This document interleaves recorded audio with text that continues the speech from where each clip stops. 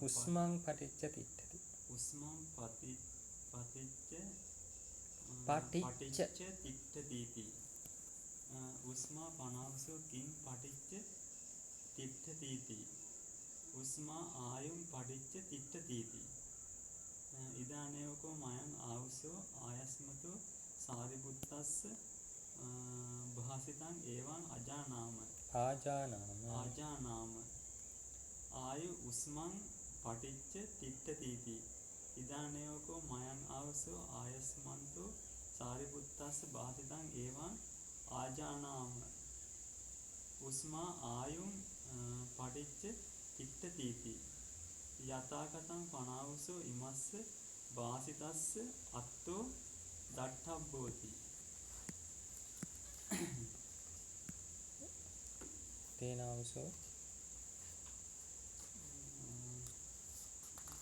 තේන ආවුසෝ උපමන්තේ කරිස්සාමි. උපමාය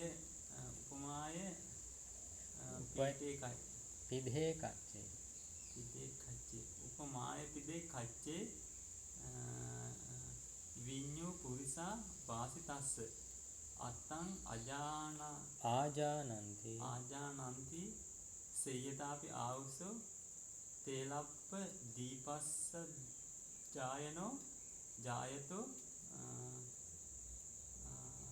අච්චින් පටිච්ච ආබා පඤ්ඤායති. ආහං පටිච්ච අච්චි පඤ්ඤායති. ඒවමේව කෝ ආවුසෝ ආයු උස්මං පටිච්ච තිට්ඨති. උස්මාච ආයුම් පටිච්ච තිට්ඨති. අන්න ඒ විදිහට අලුත් ප්‍රශ්නයක් දැන් සාරිපුත්ත ස්වාමීන් වහන්සේගෙන් කොට්ටිත මහරහතන් වහන්සේ මුසන්නේ. ආයුපනවසෝ කිං පටිච්ච තිට්ඨති. එවත්නි ආයුෂය කිං පටිච්ච කුමක් හේතු කරගෙන කුමක් නිසා කියලා මේක තියෙනවා. කුමක් නිසා කුමක් හේතු කරගෙන එද පටිච්ච කියන වචනේ ගටා තිට්ඨති සිටීද කියලා අහනවා. ආයු උස්මං පටිච්ච තිට්ඨති.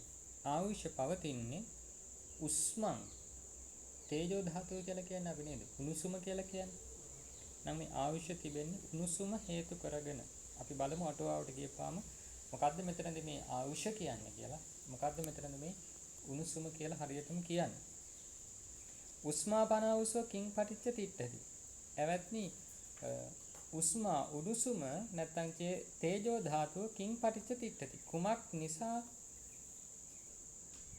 තිට්ඨති තියනවාද?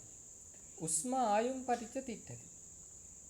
උණුසුම තියෙන්නේ ආයුෂ හේතු කරගෙන. දැන් ඒතර බලන්න 23 වෙනි ප්‍රශ්නෙට උත්තරේ හම්බුනේ මොකද්ද? ආයුෂ තියෙන්නේ උස්මං පටිච්ච උණුසුම හේතු කරගෙන. ආයුෂ තියෙන්නේ උණුසුම හේතු කරගෙන. 24 වෙනි ප්‍රශ්නේදී උත්තරය හැටියට කියනවා උණුසුම තියෙන්නේ ආයුෂ හේතු කරගෙන කියලා. මේක අරක නිසා තියෙන්නේ කියලා අරක තියෙන්නේ මේක නිසා කියලා කියනවා. දැන් මේ අතේ දෙපැත්ත ගත්තොත් එහෙම පිටියල්ල ඇතුල් පැත්තේ යල්ල නිසා ඇතුල් පැත්තේ යල්ල පිටියල්ල නිසා. ඒක තමයි ඔය 25 වෙනි ඡේදයෙන් අහන්නේ ආයවතාවක්. ඉදානේව කොහොමයන් ආවුසෝ ඇවත්නි මයන් අපි නැත්නම් ඒ කොටි ස්වාමීන් වහන්සේ තමන් වහන්සේ කෙනෙක් කියන්නේ.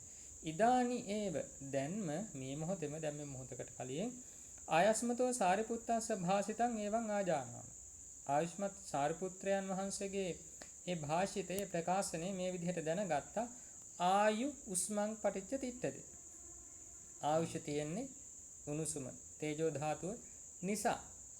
ඉදානේව කොහොමයන් ආවුසෝ ආයස්මතෝ සාරිපුත්තස්ස භාසිතං එවං ආජානාම. දැන්ම මේ මොහොතේම සාරිපුත්ත ස්ථවිරයන්ගේ ඒ භාෂිතේ මෙසේද මම දැනගත්ත කොහොමද?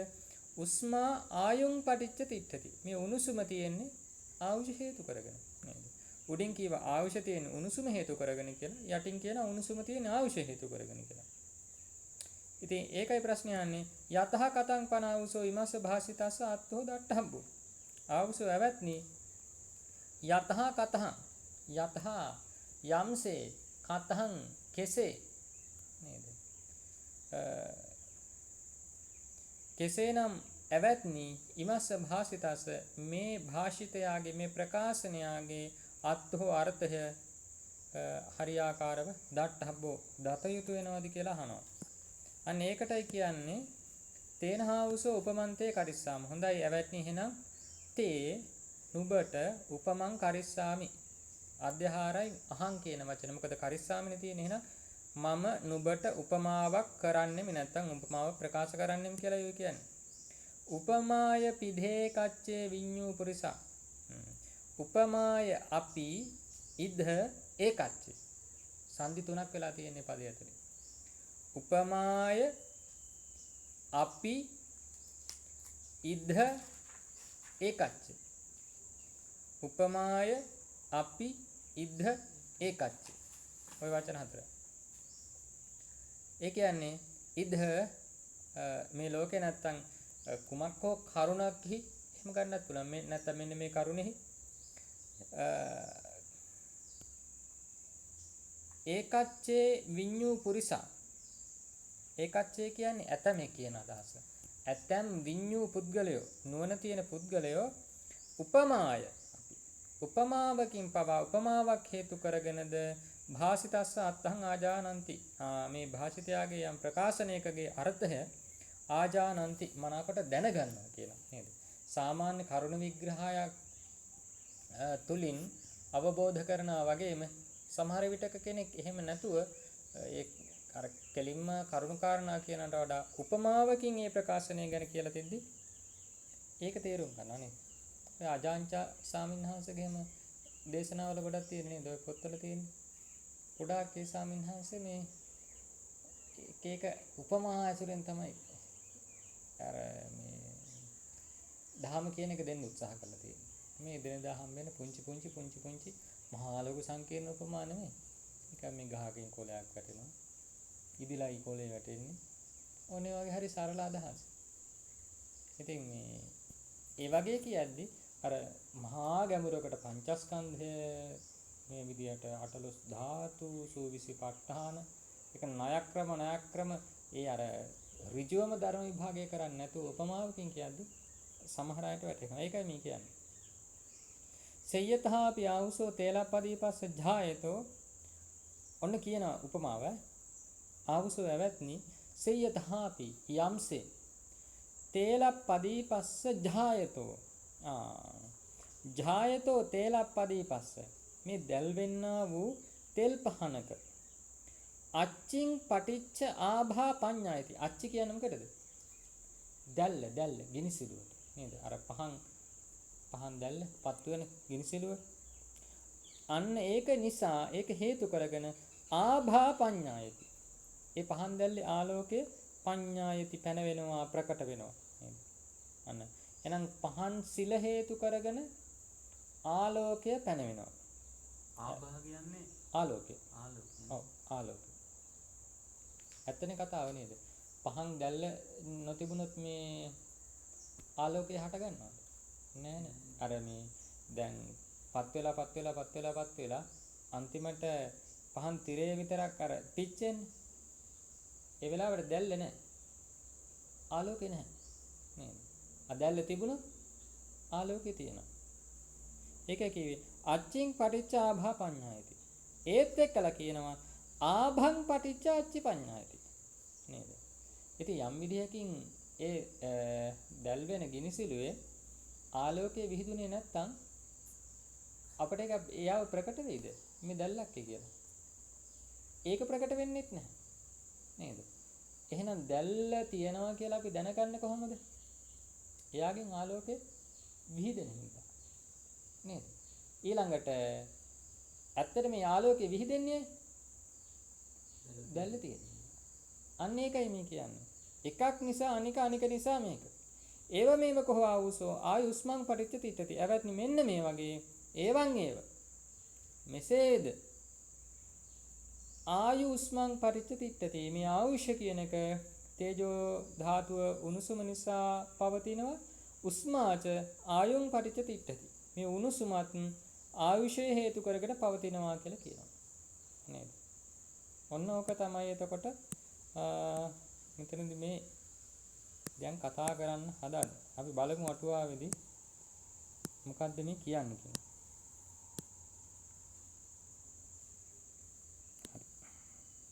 අටුවාවේ කියනවා පංචමානියාවුසෝ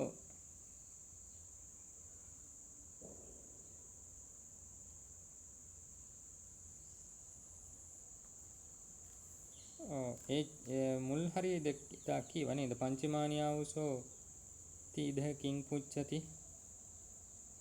ඒ ටික කීවේ නැද්ද? දා කීවනේ නේ?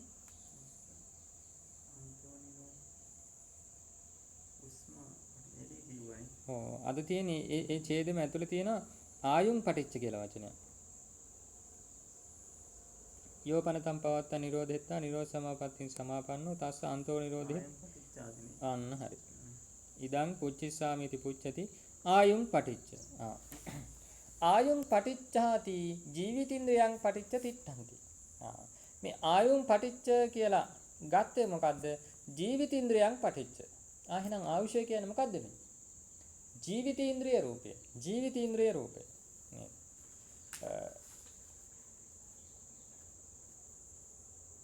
උස්මං පටිච්චාදී ජීවිතේන්ද්‍රියං කම්මජ තේජං පටිච්ච තිට්ඨති.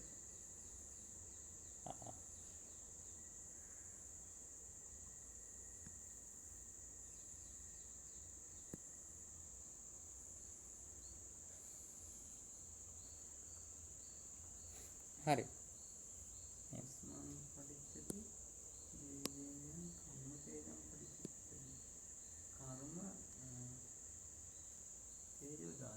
ඔව්. මේක පෙළේ ආව මොකද? ආයුපනාවසෝ කිං පටිච්ච තිට්ඨති. ආයුෂ තියෙන කුමක් නිසාද? ආයු උණුසුම නිසා තියෙනවා. උණුසුම කුමක් නිසාද? ආයුෂ නිසා තියෙනවා. ඕන අටුවාවේදී කියනවා ආයුම් පටිච්ච කියන තැන අපිට අර්ථ ගන්නට කියලා ජීවිතින්ද්‍රයන් පටිච්ච. ආයුම් පටිච්ච උස්මා මේ උණුසුම තේජස කියන එක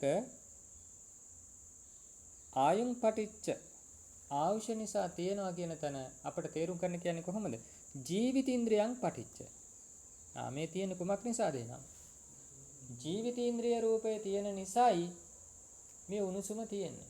උණුසුම තියෙන. මොකද්ද මේ උණුසුම? ඒක ඊළඟ වචන කියන්නේ උස්මං පටිච්චේති ජීවිතේන්ද්‍රයන් කම්මජ තේජං පටිච්ච තිට්ඨති. ජීවිතේන්ද්‍රිය තියෙන්නේ කර්මජ තේජස හේතු කරගෙන නිසා. තේජස. අපි කියන්නේ මේ දැන් රූප හටගන සමුත්හන කීයක් තියෙනවද? කම්ම, චිත්ත, ඍතු, ආහාර. කම්ම, චිත්ත, ඍතු, ආහාර. ඒකෙන් සුද්ධාෂ්ටකය කියන එක කවුරුණුත් ඇති කරනව නේද? පඨවි ආපෝ තේජෝ වායෝ වන්න ගන්ධ රස ඕචා. ඔයාට කර්මජ රූප හැටියටත් හට ගන්නවා. චිත්තජ රූප හැටියටත් හට ගන්නවා. ඍතුජ ආහාරජ ඕන එකක් හැටියට හට ගන්නවා නේද? එහෙනම් මෙතනදී මේ කම්මජ තේජස කියන්නේ මොකද්ද? අන්න අර කම්ම සමුත්ථාන තේජෝ ධාතුව. පඨවි ආපෝ තේජෝ කියලා සුද්ධාෂ්ටකය අපි තේජෝ කියලා කියන්නේ. අන්න ඒ කියන මේ තේජෝ ධාතුව තමයි මේ කම්මජ තේජං කියලා කියන්නේ. එහෙනම් මේ යම් තැනක ජීවිතේන්ද්‍රිය රූප තියෙන්නේ ඇයි? කර්මජ තේජෝ ධාතුව එතන ක්‍රියාත්මක වෙන නිසා. ඒ කියන්නේ අතීතයේ කළ කර්මයක් නිසා මේ මොහොතේ උපදින කර්මජ වූ සුද්ධාෂ්ටකයේ පවතින තේජෝ ධාතුව නිසා. තේජෝ ධාතුව නිසා. නේද? ඒකයි මේ ගහක් කොලකට ජීවිතේන්ද්‍රිය රූපයක් නැත්තේ. නේද? මෙයාලත් වැඩෙනවා තමයි. ඔය මිනිස්සුකින් කියන්නේ දැන් සාමාන්‍ය පුංචි ළමයෙක් දිහා බලන් හිටියත් එයක් පොඩි කොල්ලක් වැඩෙනවා. මේලිය ගහක් දිහා බලන් හිටියත් එයාත් වැඩෙනවා. මොකද්ද මේකේ තියෙන වෙනස? වෙනස තමයි මෙයාට කර්මජ රූප නැහැ. බාහිරේ. කර්මජ රූප නැති වෙනවත් එක්කනම් චිත්තජ නැහැ, ආහාරජය මොනවත් නැහැ. තියෙන්නේ තනිකරම මොන රූප තියෙන්නේ? ඍතුවෙන් හට ගන්න රූප ටිකක් විතරයි මෙව වැඩ කරන්නේ. බාහිර වැඩ කරන්නේ. අනික සියලුම කර්මජ රූප කොහෙද තියෙන්නේ? සත්‍යය. චිත්තජ රූප කොහෙද තියෙන්නේ? සත්‍යයදී. චිත්තජ රූප නැති තැනක ආහාරජ රූප වැඩින්නේ නැහැ. ඕජා රූපයක් ක්‍රියාත්මක වීමක් නැහැ. ඉතින් ඒක නිසා මේ බාහිරයේ මේ ගහක් වැඩුණාට ඒ වැඩෙන තැනක ඒ අර දැන් නේද අර බුද්ධ කාලේදී එහෙම කියන්නේ ඒකින්ද්‍රිය ප්‍රාණීන් කියලා ශික්ෂාපදය මේ වස් කාලේදී අය භික්ෂුන් වහන්සේලාට ඇවිදින්න යන්න එපා කියලා කියන්නේ. ශික්ෂාපදයක් වෙනවා. ඔව් තනකොළ පෑගෙන මිනිස්සු දොස් කියන මොකද්ද? ඒකින්ද්‍රිය ප්‍රාණීන් හානි කරනවා කියලා. නේද? මිනිස්සු ඇදහුවා මිනිස්සු විශ්වාස කළා මේ පුංචි තනකොළ වලට මේ ගස් වලට ඔව් යම්කිසි ප්‍රාණයක් තියෙනවා කියලා. ඉතින් බුදුරජාණන් වහන්සේ භාග්‍යවතුන් වහන්සේ දන්නවා මේ තනකොළ වලට ඇති පණක් නැහැ කියලා. හැබැයි සමාජ සම්මුතියට ඒක ඉක්මව යන්න ගියේ නැහැ. ඒකනේ සම්මුතියක් සත්‍යයක් පරමාර්ථයක් සත්‍යයක් කියලා ගත්තේ. නේද? සාමාන්‍ය සම්මුතිය ඉක්මවා යන්න ගියොත් එහෙම ඔන්න ප්‍රශ්න වෙනවා. ඒකයි. අර පරමාර්ථය හරියට දන්න කෙනා එයා සම්මුතිය එක්කලා ගැටෙන්නෙත් නැහැ. සම්මුතිය එක්කලා ඉද්දී ඒ වගේ අය ඇසුරු කරද්දී එහෙම ඉන්නවා. හැබැයි දන්නවා මේ ඇසුරු කරන්නේ සම්මුතියක් කියලා. නේද? අන්න ඒ වගේ අපට මෙතනදී මේ කාරණේදී වැදගත් වන්නේ එහෙනම් ආයුෂය කියන්නේ මොකද්ද? මේ ජීවිතේන්ද්‍රිය රූපය. ජීවිතේන්ද්‍රිය රූපය. උණුසුම කියන්නේ මොකද්ද? කර්මජ තේජෝ ධාතුව. කර්මජ තේජෝ ධාතුව. එහෙනම් යම්ම වූ මොහතකදී මේ කයේ හටගන්න කර්මජ තේජෝ ධාතුව නතර වුණොත් මොකද වෙන්නේ? අනිත් පැත්තෙන් ජීවිතේන්ද්‍රිය රූපේ නතර වෙනවා නේ. කර්මජ තේජෝ ධාතුව නතර වුණොත් ජීවිතේන්ද්‍රිය රූපේ නතර වෙනවා. ජීවිතේන්ද්‍රිය රූපේ නැති වුණොත් කර්මජ තේජස නැති වෙනවා. කම්මජ තේජෝ ධාතුව නැති වෙනවා. නේද? ඉතින් ඇත්තටම ජීවිතේන්ද්‍රිය කියන වචනයෙම දෙන්නේ මොකද්ද මේ? එයා තමයි සසු රූප ධර්ම වලට පවතින්නට අවශ්‍ය මේ ශක්තිය ලබා දෙන කෙනා. ඒවා මිය යන්නේ නැතුව නිරුද්ධ වෙන්නේ නැතුව පවතින්නට උපකාරක ධර්මයේ කවුද? ජීවිතේන්ද්‍රිය රූපය. ඉතින් යම් වූ තැනක ජීවිතේන්ද්‍රිය රූපය හානි වෙනවා නම් ඉන් එහාට සසු රූප ධර්ම වල පැවැත්මකුත් නැහැ. නැහැ. නේද? ඉතින් මෙතන අටුවාව කියන්නේ ඒක නිසා උස්මං පටිච්ච කියන තන අර්ථ ගන්න කියනවා ජීවිතේන්ද්‍රයන්. මේ ජීවිතේන්ද්‍රය කම්මජ තේජෝ ධාතුව නිසා පවතිනවා සත්වයා තුල. යස්මාපන කම්මජ තේජෝපි ජීවිතේන්ද්‍රය විනා නැතිට්ඨති. ඔන්න කියනවා. යස්මාපන යම් හේකින් මේ කම්මජ තේජෝපි කර්මජ තේජෝ ධාතුව පවා ජීවිතේන්ද්‍රයන විනා නැතිට්ඨති. කර්මජ තේජෝ ධාතුව ජීවිතේන්ද්‍රයෙන් තොරව නැහැ. පවතින්නේ නැහැ. නේද? තස්මා අනේක නිසා උස්මා ආයුං පටිච්ච තිට්ඨති इति අහ. දෙවෙනි ප්‍රශ්නේදී උණුසුම තියෙන්නේ ආයුෂ නිසා කියලා කියනවා. නේද? මුලින්ම උත්තරේ දුන්නේ ජීවිතේන්ද්‍රයේ රූපය පවතින්නේ නැහැ කර්මජ තේජෝ ධාතුවක් හටගත්තේ නැත්තම්. එහෙම කතාවක් කියනවා. ඊට පස්සේ ඒක අනිත් පැත්තට කිව්වේ ඇයි කියලා මේ කියන්නේ. නේද? අනිත් පැත්තට කියලා ඒ කියන්නේ ආයුෂ පවතින්නේ නැහැ උණුසුම නැත්නම්. ඉතින් ඒ කතාව තමයි මේ අටුවාචාරින් වහන්සේ මේ විදිහට මේ කියලා දෙන්නේ. කර්මජ තේජෝ ධාතුව නැති වුණොත් ඉතින් ජීවිතේන්ද්‍රය පවතින්නේ නැහැ. ජීවිතේන්ද්‍රයේ රූප පවතුන නැත්නම් කර්මජ තේජෝ ධාතුවක් පවතින්නේ තවදුරටත් රූප ක්‍රියාත්මක වීමක් නැහැ. ක්‍රියාත්මක කරනවා. කියන්නේ ඒක නේ අපි අර සහජාත ප්‍රත්‍යදි කතා කරන්නේ දෙපට්ඨානදී. මොකද්ද කියන්නේ?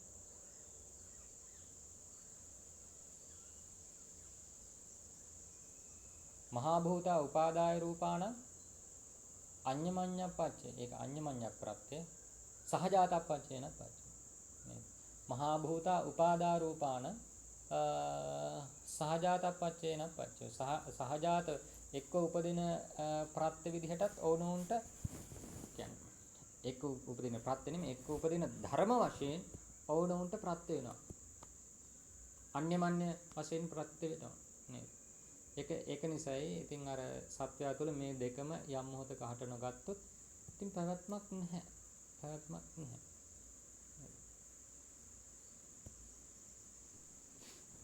අපි යම් ඉස්සරහට යද්දි තමයි තේරෙන්නේ ඇයි මේ ප්‍රශ්නේ අහන්නේ කියලා මෙතනදී.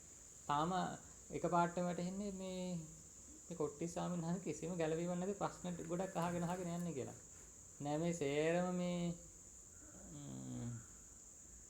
මේ ප්‍රශ්නේ මීට කලින් සිද්ධිය මතකයි නේ නිරෝධ සමාපත්තියට සම්බන්ධ තුමන් වහන්සේ නමක් ගැන ප්‍රශ්නේ ආවේ.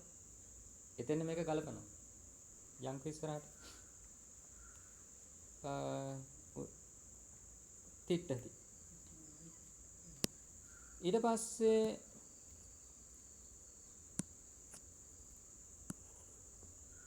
ජායතෝ ඉති ජලතෝ.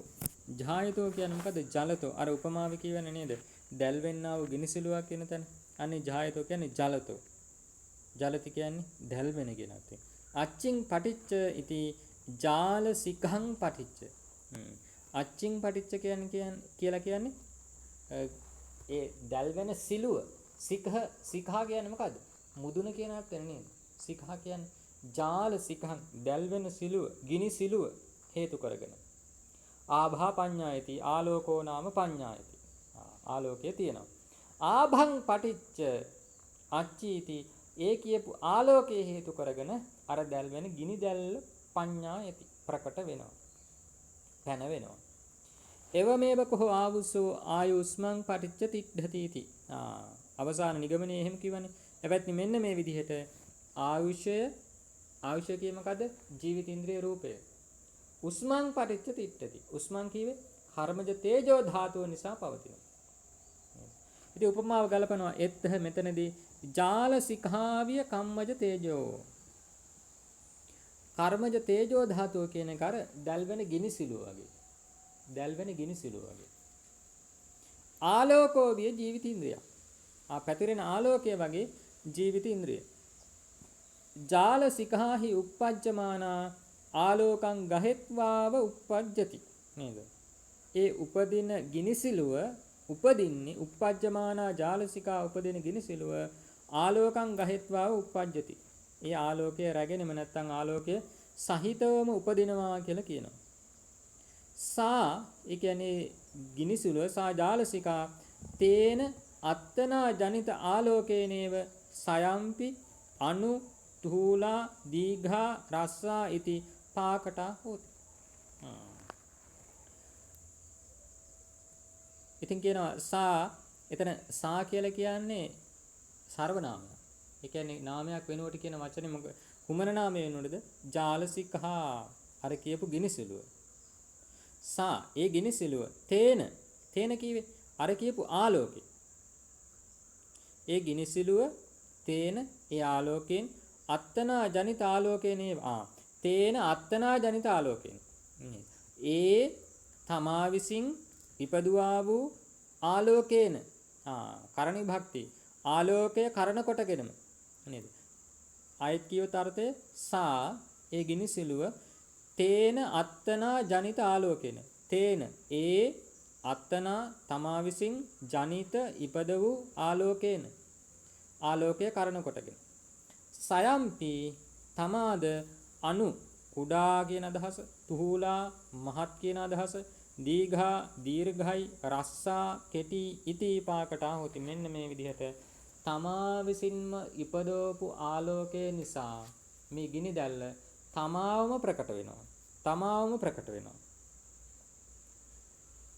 තත්හ ජාල පවත්තියා ජනිත ආලෝකේන තස්සා ඒව ජාල පවත්තියා පාකට භාවෝ විය උස්මං පටි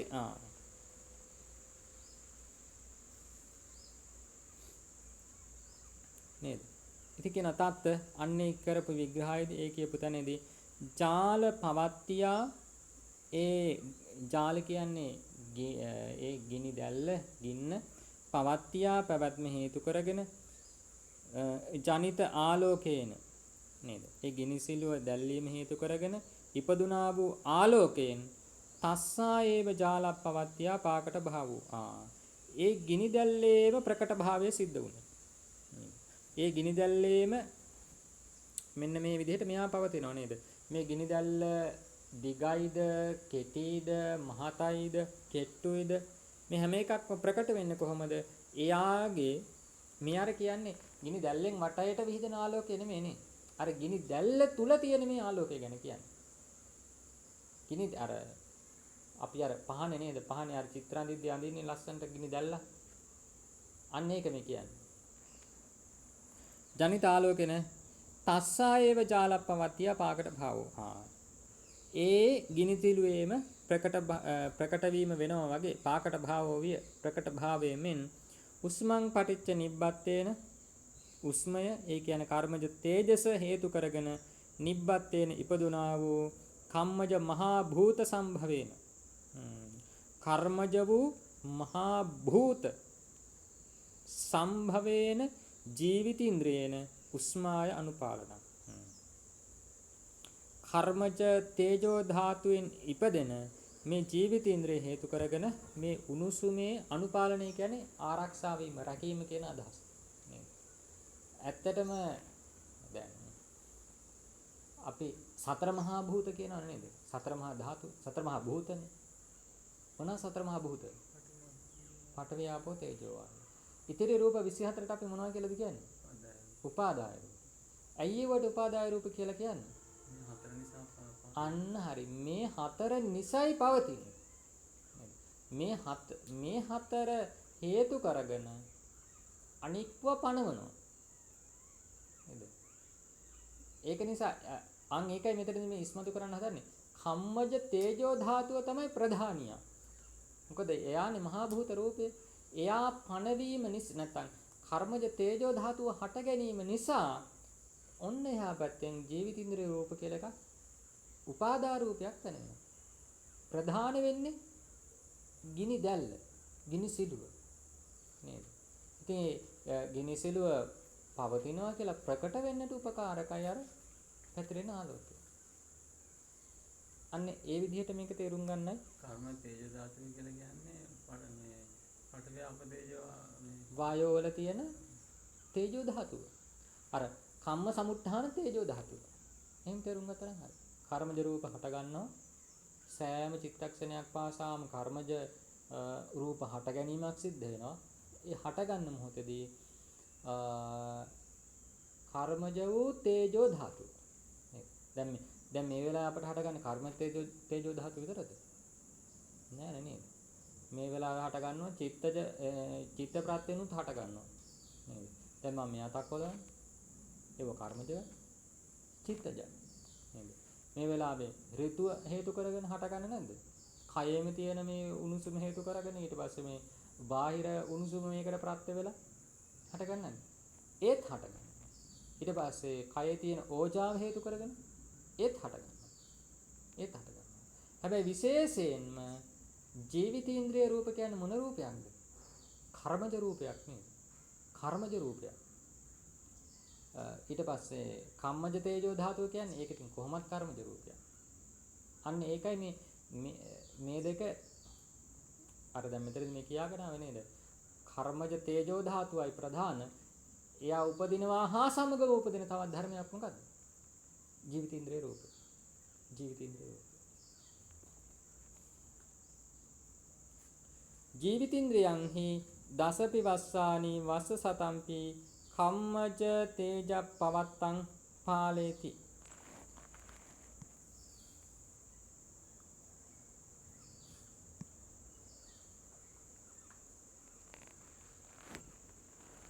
තිකේන මේ ජීවිතීන්ද්‍රිය වනාහි දසපි වස්සානි අවුරුදු 10ක් පුරා වස්ස සතම්පි අවුරුදු 100ක් පුරා කම්මජ තේජ පවත්තං පාලේති.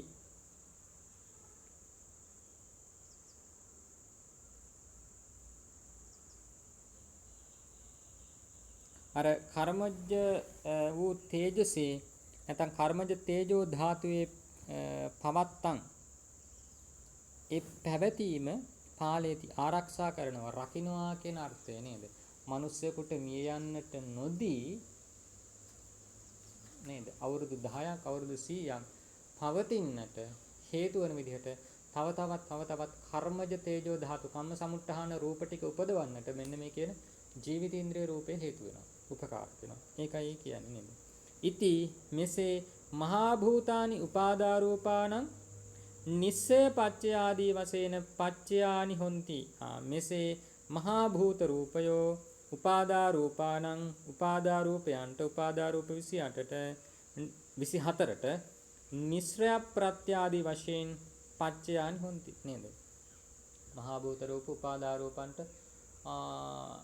ඉතින් එකින් එක අර ප ဋ ාණ නිर्देशේ ටිකක් ලං කරගෙන බලුවනම් කොයි ප්‍රත්‍යද මහා භූත වශයෙන් උපාදා රූපයන්ට ප්‍රත්‍ය වන්නේ.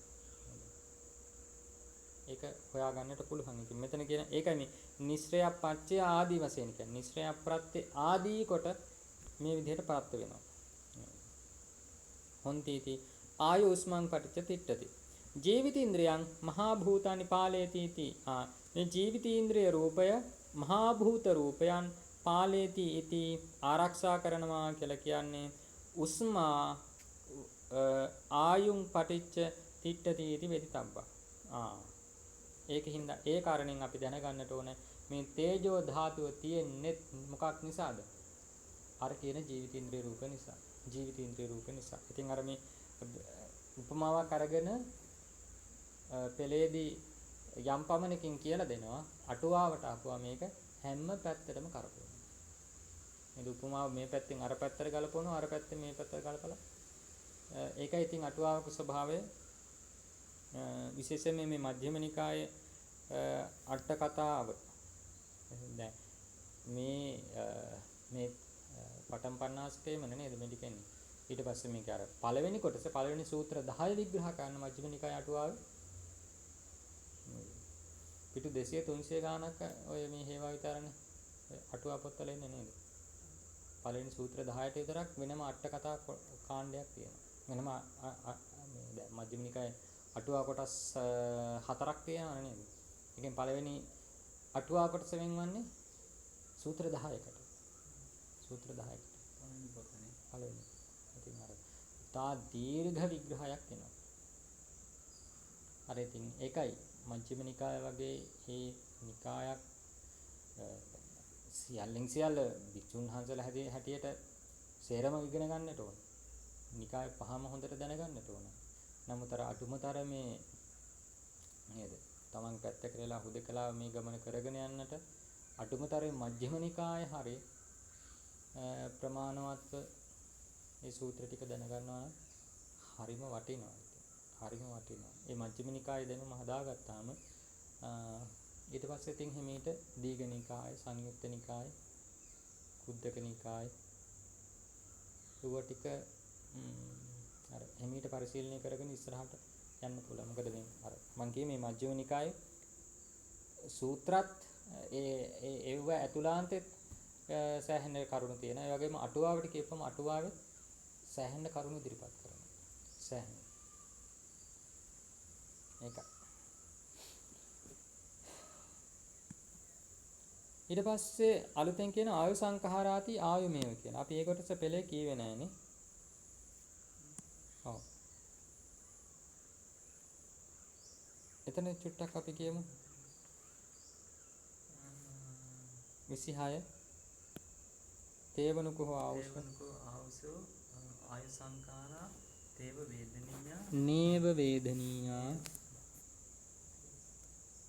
සංඛාර අනේ ඔව් තේව වේදනීය ධම්මා උදාහෝ තේව වේදනීය ධම්මා උදාහු අඤ්ඤේ ආයු සංඛාරා අඤ්ඤේ වේදනීය ධම්මාති නකෝ ආවුසෝ තේව ආයු සංඛාරා තේව වේදනීය ධම්මා තේව කෝ ආවුසෝ ආයු සංඛාරා අභිවින්සු තේව වේදනීය ධම්මා නයිදං සංඥා වේදිත නිරෝධං සමාපන්නස්ස භික්ඛුනෝ උට්ඨානං පඤ්ඤායේත යස්මාචකෝ ආවුසෝ අඤ්ඤේ ආයු සංඛාරා අඤ්ඤේ වේදනීය ධම්මා තස්මා සංඥා වේදිත නිරෝධං සමාපන්නස්ස භික්ඛුනෝ උට්ඨානං පඤ්ඤායතිති යදානුකෝ ආවුසෝ ඉමං කායං කති ධම්මා ජහන්ති අතායං කායෝ උජ්ජිතෝ ආචක්කිත්තෝ සේති යතා කට්ටං අචේතන්ති යදාකෝ ආවුසෝ ඉමං කායං තයෝ ධම්මා ජහන්ති ආයු උස්මාච විඥානං අතායන් කායෝ උජ්ජිතෝ අචක්කිත්තෝ අවක්කිත්තෝ සේති යතා කට්ටං අවේතන්තිනේ අචේතන අචේතනන්ති අචේතනන්ති. මම කියනවා මොකටද මේ එකපාරටම කොට්ටිත ස්වාමීන් වහන්සේ ආවුෂ සහ උෂ්මය නැත්තම් ජීවිතේන්ද්‍රිය රූපය සහ කර්මජ තේජෝ ධාතුව ඇයි මේක පාටම අහන්න ප්‍රශ්නේ. ඔන්න අටුවා විග්‍රහ කරනවා. අනේ පෙළ අපි කියවේ නෑ. තේවනුකෝ ආවුසෝ ආයු සංඛාරා තේව වේදනීය ධම්මා. ආවුසෝ ඇවැත්නි තේව ආයු සංඛාරා. එයම ආයු සංස්කාරයේද තේව වේදනීය ධම්මා. එයම වේදනීය වූ ධර්මයේද වේදනා ධම්මාව. ආයු සංකාරය කියන්නේත් ඒකමද ඊළඟට මේ වේදනාව කියන්නේත් ඒකමද කියන්නේ එකම ධර්මයක්මද මේ කියන්නේ කියලා ප්‍රශ්නයක් අහන්න. උදාහු අඤ්ඤේ ආයු සංඛාරා අඤ්ඤේ වේදනීය ධම්ම. උදාහු කියන්නේ නොත් එහෙම නැත්තම් ආන්‍ය අදහස. එහෙම නැත්තම් අඤ්ඤේ ආයු සංඛාරා ආයු සංස්කාර කියන්නේ අනෙකක්ද වේදනීය ධම්ම අඤ්ඤේ මේ වේදනා ධර්මයේ කියන්නේ අනෙකක්ද නේද? අන්නේ ප්‍රශ්නේ යහන්න. නකෝ ආවුසෝ තේව ආයු සංඛාරා තේව වේදනීය ධම්ම. එවත්නි එහෙම නැහැ න නේද? තේව ආයු සංඛාරා ඒවාමයි ආයු සංස්කාරයෝ වෙන්නේ තේව වේදනීය ධම්ම ඒවාමයි මේ වේදනා ධර්ම වෙන්නේ කියන එක එහෙම නොවේ කියලා යෝ කියන්නේ. නකෝ ආවුසෝ න නිෂේධ කරන ප්‍රතික්ෂේපයක් කරන්නේ. එහෙම නොවේ කියලා කියන්නේ. තේව කෝ ආවුසෝ ආයු සංඛාරා අභවින්සු තේව වේදනීය ධම්මා. අවත්නි ඔතන අභිවින්සු නෙමෙයි නේද? අභවින්සු මොකද්ද ක්‍රියාපදේ? භවති කියන ප්‍රක්‍රියාපදේ අතීතේ කොහොමද දෙන්නේ? අභවින්සු භවින්සු. ඔව්. තේව කෝ ආවුසෝ ආයු සංඛාරා අභවින්සු තේව වේදනීය ධම්මා. එවත්නි තේව ආයු සංඛාරා ඒවාම ආයු සංස්කාරයෝද තේව වේදනීය ධම්මා ඒවාම මේ වේදනා ධර්මයෝද අභවින්සු වූවානම් නයිදං සංඥා වේදිත නිරෝධං සමාපන්නංස භික්ඛුනෝ උට්ඨහනං පඤ්ඤායේත. නිරෝධ සංඥා වේදිත නිරෝධයට සමාපන්නා වූ භික්ෂුවට ඉදං උට්ඨහනං න පඤ්ඤායේත. ඒ භික්ෂුවට නැවත නැගී සිටීමක් කියන එක පැනවෙන්නේ නැහැ නේද? නැවත නැගී සිටීමක් කියන එක පැනවෙන්නේ නැහැ. කාටද? නිරෝධ සමාපන්න භික්ෂුවට. ඇයි හේතුව? යස්මාකෝ ආවුසෝ අර විදිහට ගත්තොත් ඒ කියන්නේ ආයු සංස්කාරය කියන්නේත් ඒකමයි වේදනාව කියන්නේත් ඒකමයි. ඒ කියන්නේ ආයු සංස්කාරය සහ වේදනාව කියන්නේ එකම දෙයක් වුණොත් එහෙම නිරෝධ සමාපත්තියට සම්බන්ධ භික්ෂුවට නැගී සිටීමක් වෙන්නේ නැහැ කියලා කියන්නේ. ඉතින් යස්මාච කියන කතාවෙන් කියන්නේ යස්මාච ආවුසෝ යම් හේකින් ඇවත්නි අඤ්ඤේ ආයු සංඛාර ආයු සංස්කාරය කියන්නේ අනෙකක් අඤ්ඤේ වේදනීය ධම්මා මේ වේදනා ධර්ම කියන්නේ අනෙකක් තස්මා සංඥා වේදිත නිරෝධං සමාපන්නස්ස භික්ඛුනෝ උට්ඨහනං පඤ්ඤායති. අන්න ඒක නිසා මේ සංඥා වේදිත නිරෝධයට සමාපන්න මේ සමවැදියේ භික්ෂුවට උට්ඨහනං පඤ්ඤායති. නැගී සිටීමක් තියෙනවා. හරි. ඔක අටුවාවේ කියද්දි ඔක හොඳටම වැටහෙනවා. පෙළත් එක්කලම බලාගෙන යන්නට. අටුවාවේ කියනවා ආයු සංඛාරාති ආයුමේව. මොකද්ද මේ ආයු සංඛාරා කියන්නේ? ආයුෂමයි ආයුෂමයි. කලින් ආයුෂ කියලා මොකද්ද කිව්වේ? ජීවිතේන්ද්‍රිය රූපේ නේද? ජීවිතේන්ද්‍රිය රූපේ. එහෙනම් මතක තියාගන්න මේ ප්‍රශ්නේදී තේවනුකෝ පෙළේදී යන්නේ තේවනුකෝ ආවුසෝ ආයු සංඛාරා කියන තැන අපි තේරුම් ගන්නට ඕනේ. මේ අහන්නේ ජීවිතේන්ද්‍රිය රූපේ. එවත්නි එයම ජීවිතේන්ද්‍රිය රූප වුණාද? තේව වේදනීය ධම්මා. එයම වේදනීය ධම්මා කියන්නේ අටුවාව කියන්නේ වේදනා ධම්මාව. මේ වේදනා සංඛ්‍යාතයේ ධර්මයේ කියන්නේ ඒකම වුණාම.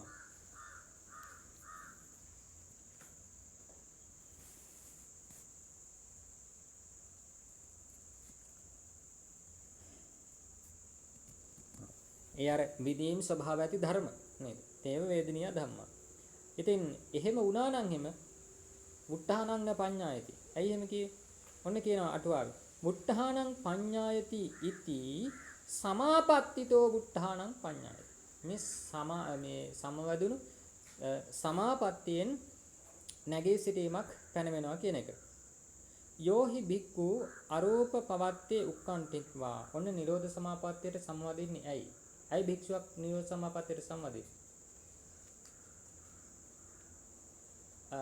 එහෙම නැත්නම් ඇයි කෙනෙක් රූප සමාපත්තිය ඉන්නවට සම්වදින්නේ? රූප ධානයන් උපදවන්නේ ඇයි? මේ කාම ධර්මයන් වලට පිළිකුල් කරලා කැමති නැති වෙලා නේද? එපා කි. ඊළඟට ප්‍රථම ධානයෙන් ද්විතිය ධානයට යන්නේ මේකේ තියෙන ධානාංග ඕලාරිකයි කියලා දැකලා, විතරකේ ඕලාරිකයි කියලා දැකලා. දෙකෙන් තුනට යන්නේ තවදුරටත් විචාරය කියන මේ රූප භවයටම අයිති වන විචාරය කියන ධර්මයක් ඕලාරිකයි. ඒක නිසා එයත් අතහැරලා තුන්වෙනි ධානයට යනවා නේද? ඔන්න ඔය විදිහට අන්තිමට ගිහිල්ලා උපේක්ඛා ඒකග්ගතා කියන මට්ටමට එනවා. හරිද? ඒ පංචම ධානය. දැන් මෙතනදී කියනවා බලන්න යෝහි භික්ඛු ඒ පංචම ධානයට ගිහිල්ලා ඊට පස්සේ තවදුරටත් මොකද වෙන්නේ? ඒකත් තවදුරටත් ඒ රූප භවයට අකමැති වෙලා ඒනුත් අත්මිදෙන්නට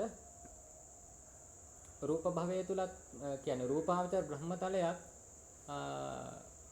ඕලාරික විදියට මේ විදියට මා රළු ගොරෝසු විදියට රූපේ නැතු වුණාට ඒ තුල චක්ඛායතනෙ තියෙනවනේ නේද? ඒ තුල සෝතායතනෙ තියෙනවා. ඒ තුලත් ගාහනායතනෙ තියෙනවද? ගාහනායතනෙ නැහැ. ගාහනායතනෙ නැහැ. ඇයි ඒ කියන්නේ නේද? චක්ඛායතනෙ තියෙනවා රූපාවචර බ්‍රහ්ම ලෝකේ, සෝතායතනෙ තියෙනවා. හැබැයි ගාහනායතනෙ, ජීවහායතනෙ, කායායතනෙ නැහැ. ඇයි ඒ? ඒකදී ඔය මේ විග්‍රහ කරනවා ඒකාන්තයෙන් නාසය, දිව, ශරීරය. නැත්නම් කය කියන එක නාසයෙන් ගඳ සුවඳ,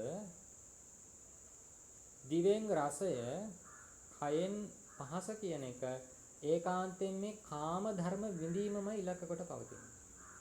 මේ කාම තෘෂ්ණාව පිණිසමයි පවතින්නේ. කාම රසයමයි හොයන්නේ. ඒ ආයතන තුනේ. හැබැයි චක්ඛේන්ද්‍රිය සහ සෝතින්ද්‍රිය නැත්නම් චක්ඛායතනෙ සහ සෝතායතනෙ චක්ඛායතනයේ බ්‍රහ්ම ලෝකයේ රූපී බ්‍රහ්මයන්ට කාම ධර්ම වඩන්නට නෙවෙයි මේ විදිහට ධමයක් අසන්නට නේද? චක්ඛායතනෙ අසන්නට නෙමෙයි බුද්ධ ආදීතුමන් වහන්සේලා දැක ගන්න. ඔව්. සෝතායතනෙ ධර්මය අහන්න. එහෙනම් මේ කාම ධර්මයේ වැඩිම පිණිස නෙවෙයි ඒ ආයත ආයතන පිහිටා. රූපාවචර. හැබැයි එහෙම හරි කොහොම හරි වේවා පැහැදිලි රූපී බ්‍රහ්මතලයේ තියෙන මොනවාද? රූපය තියෙනවා. රූපය තියෙනවා. ඉතින් දැන් ඔය සමහර කතා කියනවා නේද? අරූප බ්‍රහ්මතලයේ රූපය කොහොමද තියෙන්නේ? සියුම් විදිහට තියෙනවා කියලා කියන හර නැද්ද?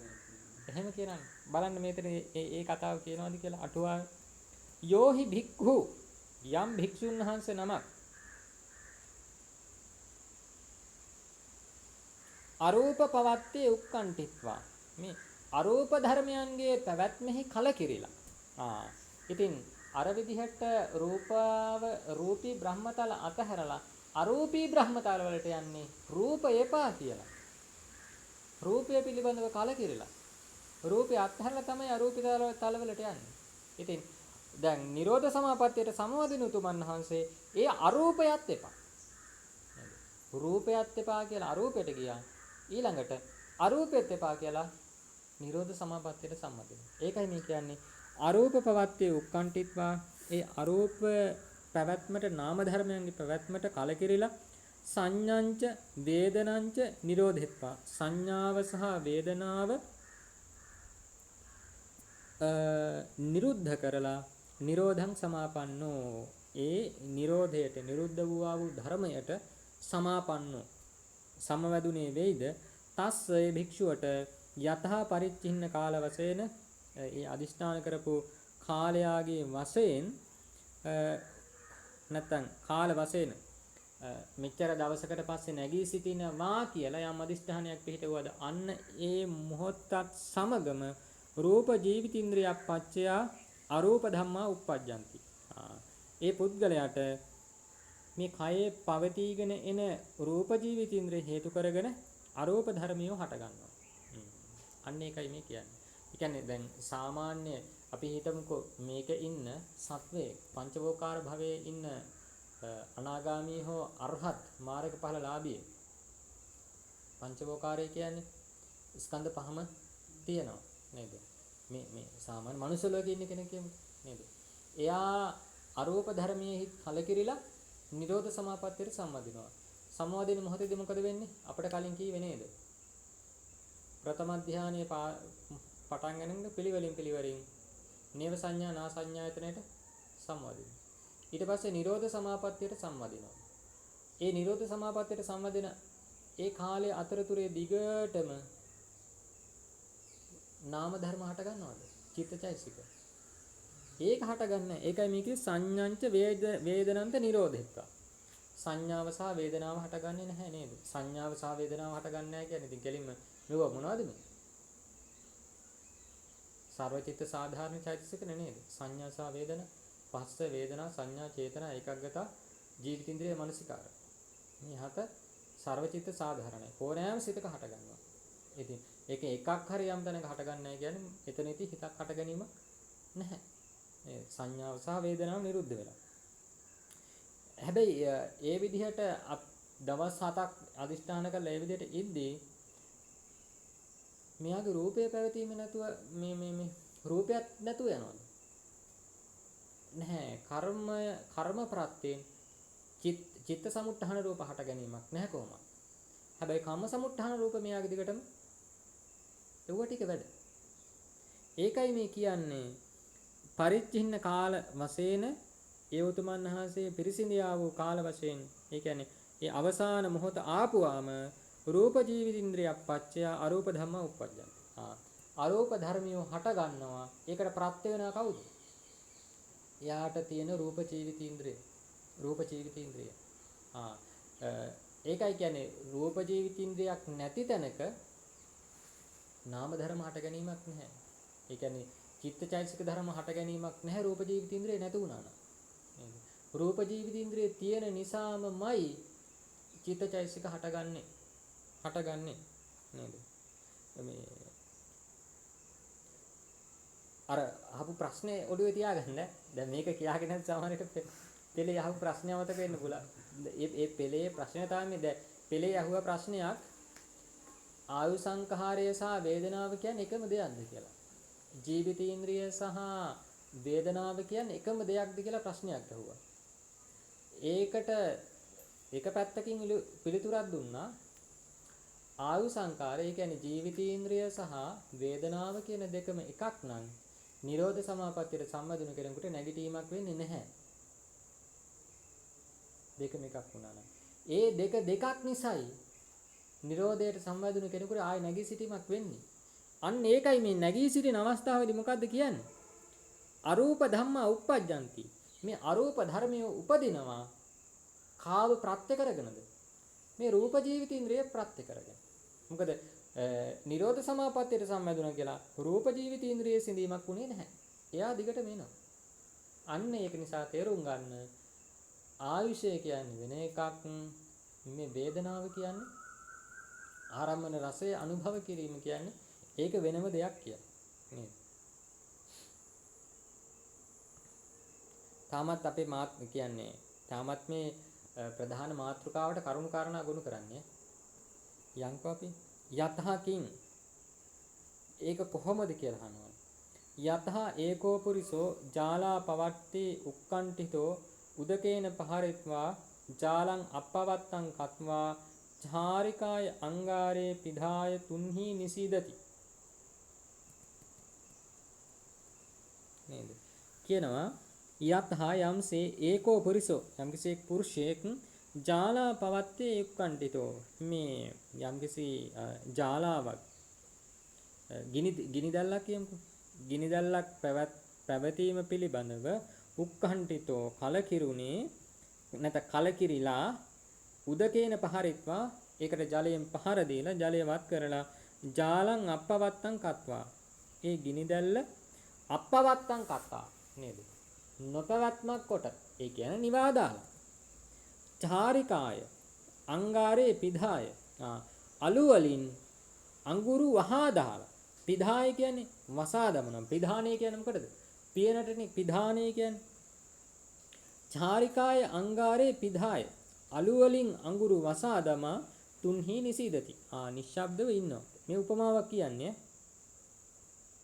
ගිනිදැල්ල විතරයි නිමුවේ ගිනිදැල්ල විතරයි නිමුවේ වතුර ගහලා ඊට පස්සේ අඟුරු ටික නිමුවද අඟුරු ටික නිමුවේ නෑ ඒ කුටින් අලු ටිකක් දාලා ඉන්නවද හැබැයි යට අඟුරු තියෙනවා යදාපනස්ස පුන ජාලා යත්තෝ හෝති යදා යම් දවසක අස්ස ඔහුට පුන නැවතත් ජාලා යත්තෝ හෝති අර ගිනිදැල්ලෙන් යම්කිසි අර්ථයක් ප්‍රයෝජනයක් තියනවාද චාරිකං අපනෙත්වා අර අලු ටික ඉවත් කරලා දාලා අංගාරේ පරිවර්තෙත්වා අඟුරු ටික එහෙට මෙහෙට පෙරලලා උපාදානං දත්වා ඒකට අර ගින්න ඇවිලෙන්න අවශ්‍ය උපාදානය ඒ කියන්නේ උපාදානං දත්වා මුඛවාතං වා තාලවන්ට වාතං වා දදාති උපාදානං කියන්නේ එතෙන් සමීපයට මේ ලී කෝටු කෑලි ටික සමීප කරලා මුඛවාතං මේ කටෙන් හුලං පිඹලා එහෙම නැත්නම්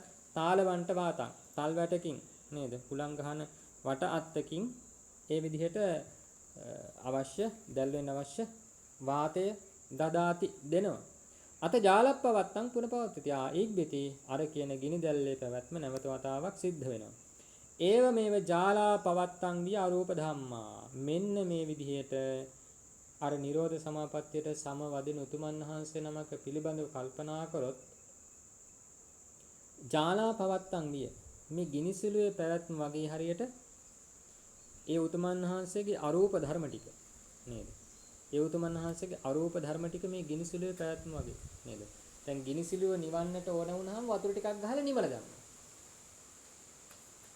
හැබැයි යට අඟුරු ටික තියෙනවා නිරෝධ සමාපත්තියට සම්බන්ධ උතුමන් වහන්සේ නමකගේ අවශ්‍ය නම් නාම ධර්ම ටික නිවලා දැම්මා හැබැයි යට දුවන මොනවද රූප ධර්ම ටික වැඩ කර්මජ රූප ටික වැඩ නේද අන්න ඒකයි මේ කියන්නේ පුරිසස්ස ජාලා පවත්තේ උක්කණ්ඨිත්වා ඒ පුරුෂයාගේ මේ ගිනිදැල්ල පැවැත්වීමෙහි කලකිරිලා උදක ප්‍රහාරයෙන් මේ ජල ප්‍රහාරයෙන් ජාලං අපවත්තං කତ୍වා ඒ ගිනිදැල්ල තවදුරටත් නොපවතින එකක් වගටපත් කළා ගිනි දැල්ල නිවලා දාලා චාරිකාය අංගාරේ පිධාය ඒ අලු වලින් අඟුරු පහල දාලා තුන්හි භූතස්ස නිසජ්ජා විය ඒ නිහඬව ඒ පුද්ගලයාගේ භික්ෂුවගේ නිසජ්ජා විය ඒ හිඳීම වගේ කියනවා භික්ඛුනෝ මේ අරූපය මේ නිරෝධ සමාපත්තියට සම්වදින භික්ෂුවට අරූප පවත්තේ උක්කණ්ඨිත්වා මේ අරූප ධර්මයන්ගේ චිත්තචෛතසික ධර්මයන්ගේ පැවැත්ම පිළිබඳව කලකිරිලා සංඥාංච වේදනාංච නිරෝධෙත්වා සංඥාව සහ වේදනාව නිරෝධ කොට නිරෝධ සමාපජ්ජන නිරෝධ සමාපත්තියට සම්වැදිය චාරිකාය පිහිත අංගාරාවිය රූප ජීවිතේන්ද්‍රය ඒ අලු වලින් වහලා දාපු අඟුරු වගේ කියනවා හරියට මේ රූප ජීවිතේන්ද්‍රය නේද අලු වලින් වහලා දැම්මට උඩට පේන්නේ නැති වුණාට මතු පිටට අප්‍රකට වුණාට යට අඟුරු ටික දැල් වෙනවා අඟුරු ටික තියෙනවා අන්න ඒ වගේ මතු පිටින් පෙනෙන්නේ නැති වුණාට ඒ කියන්නේ නාම ධර්ම ටික නිරුද්ධ වුණාට මේ මොහොතේදී එයාගේ ඇතුළතින් රූප ධර්ම ටික ක්‍රියාත්මකයි. අන්න ඒ උපමාවයි මේ කියන්නේ. පුරිසස්සපන ජාලා යත්තේ සතියේ පුරුෂයාට ඒ ජාලාවෙන් ගිනි දැල්ලෙන් යම්කිසි ප්‍රයෝජනයක් ඇති කල්හි චාරිකාපනයන ආදීනී විය. ඒ අලු අපනයන කියන්නේ මොකද්ද? ආනයන අපනයන. මොකද්ද? ආනයනය අපනයන. ඔව්. මොකද්ද? ණයති කියන්නේ මොකද්ද? ණයති. අපට ආවේ ණයති නැත්තම් නේති කියන්නේ පමුණුවනවා නේද? අපනයිති කියන්නේ දැන් ගච්ඡති කියන්නේ යනවා. අපගච්ඡති කියන්නේ ඉවතට යනවා. නේද? ඊට පස්සේ ඒකෙන්ම අපි ගමු. ගච්ඡති කියන්නේ යනවා. අපගච්ඡති කියන්නේ තමා කෙරෙන් ඉවතට යනවා. ආගච්ඡති කියන්නේ මොකද්ද? තමා කරා එනවා. ළඟට එනවා. නේද? හරති කියන්නේ මොකද? ගෙන යනවා. අපහරති කියන්නේ මොකද්ද? ඉවත් කරනවා. ආහරති කියන්නේ මොකද්ද? තමා ගාවට ගෙනියනවා. ණයති කියන්නේ ඒත් ගෙන යාමක් යම් කිසි තැනකට පැමිණවීමක් නේද? අපනයති කියන්නේ මොකද්ද එනවා? තමා කෙරෙන් ඉවතට පමුණුවනවා. එහෙනම් ඒක තමයි අපනයනී කියලා කියන්නේ. මෙහි හදන බඩු ටික රට යනවා. ආනයති කියන්නේ ගෙන එනවා. අර ආහාරති වගේ තමයි. ආහාරති වගේ තමයි ආනයති. මේ සමීපයට පමුණුවනවා. ඒක තමයි ආනයනී කියලා කියන්නේ නේද? මේ කොහෙවත් තියෙන ඒකේ තියෙන. දැන් අපට පුරුදු වෙලා තියෙන්නේ අපනයනී කියන්නේ ලංකාවෙන් පිට රටට, ආනයනී කියන්නේ පිට රටින් ලංකාවට. ඇත්තටම ඉතින් දැන් මෙතනින් දඹදෙනියට මොනවා හරි ගෙනිච්චා අපනයනී තමයි මෙතනින් ඉවත් කරගෙන. නමුත් අර ඒ වාණිජමය වශයෙන් අර්ථ අර විදිහට හදෙනදී අවිත් තියෙනවා. ඒ කෙසේ හෝ වේවා අපි කියාගෙන ආවේ චාරිකා අපනයන ආදීනී විය ඒ අලු ඉවත් කිරීම වගේ හරියට භික්ඛුනෝ මේ භික්ෂුවගේ යතහා පරිච්ඡින්න කාලාපගමන. ඒ භික්ෂුවගේ අර යම් කාලයක් පිරිසිඳියාද අදිස්ථාන කළාද අන්නේ කාලයේ ඉක්ම යාම. ඒ ඉක්ම යාමත් හා සමගම ඒ උතුමන් වහන්සේට ගිනි දැල්ල හට ගන්නවා වගේ ආය වතාවක් නාම ධර්ම හට ගැනීම සිද්ධ වෙනවා. ඒ නාම ධර්ම හට ගන්න දැන් අර ගිනි දැල්ල හට ගන්න ආය උපකාර වුණේ මොනවද? අලු යට තිබුණු ගිනි අඟුරු ටික. ඒ වගේ එහෙනම් නාම ධර්ම ටික හට ගන්න උපකාර වුණේ කවුද? කර්මජ වශයෙන් පවතින මේ රූප ජීවිතේන්ද්‍රය. රූප ජීවිතේන්ද්‍රය. අන්න ඒක නිසායි කියවේ වේදනා ධර්මය කියන්නේ වෙන එකක්, රූප ජීවිතේන්ද්‍රය කියන්නේ වෙන එකක්. නේද? නම් තේරුම් ගන්න නිරෝධ සමාපත්තියට සම්බන්ධ උතුමන් වහන්සේ නමකගේ අර කියනෝ නේද මේ අර හොරු කණ්ඩායමක් ගිහිල්ලා මොකක් කැලයක් ලැබුගිනි ඇවිලිලා හරි එහෙම කතාවක් අහලා තියෙනවද? ගිනි තියන වල දෙයක් තමයි. ඒ උතුමන් වහන්සේගේ ජීවිතයට හානියක් වෙන්නේ නැහැ. සාමාවතී අවතාන්තරයෙන් තියෙන්නේ. ඒ මෛත්‍රී සමාධියනේ. ඒක සමාපත්තියක් කියලා ගන්න පුළුවන්. ඉතින් මේ ඊට පස්සේ අනිත් තව කවුද මේ ආදිගෙනගේ විසවක් වුණා. කාණ කොණ්ඩඤ්ඤ තෙරුන් වහන්සේ. කාණ කොණ්ඩඤ්ඤ. එහෙනම් ගිනි තියනවා නෙමෙයි හේතු කළා යනවා. ඒ උතුමන් වහන්සේ නිරෝධ සමාපත්තිය. ඉතින් අන්නේ මේ විදිහට මේ ජීවිතයට හානියක් අන්තරායක් සිද්ධ වෙන්නේ නැහැ. ඊට පස්සේ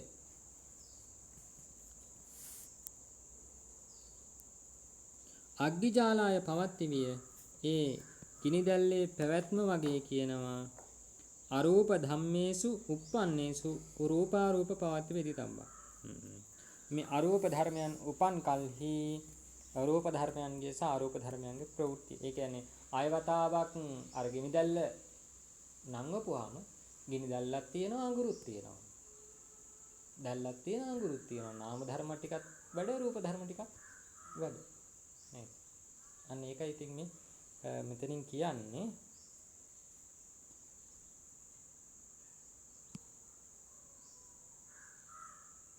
ඊට පස්සේ 27 28 ඡේද දෙකට තමයි ඔක සම්බන්ධ කරන්නට ඕන. අපි ඒක හෙට බලමු.